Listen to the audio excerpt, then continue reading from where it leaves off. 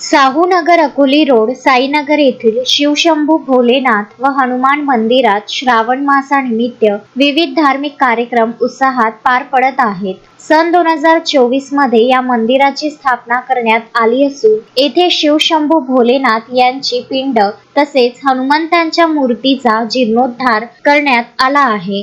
त्यामुळे परिसरातील भाविकांसाठी हे श्रद्धेचे व भक्तीचे स्थान बनले आहे. श्रावण महिन्यात मंदिरात दररोज मोठ्या संख्येने भाविक दर्शनासाठी येत असून विविध धार्मिक विधी, अभिषेक व व्रतवैकल्याचे कार्यक्रम भक्तिभावाने केले जातात. तसेच दर शनिवारी व रविवारी सायंकाळी 7 वाजता आरतीचा कार्यक्रम आयोजित केला जातो. यावेळी परिसरातील भाविक मोठ्या संख्येने उपस्थित राहतात.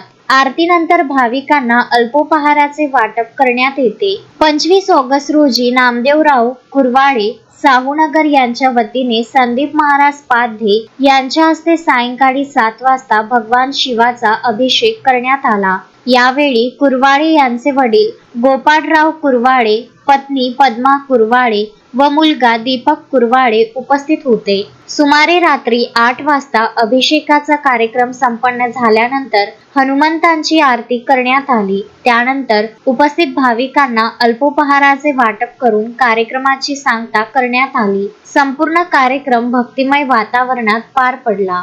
Vidarbha news bureau, Amravati.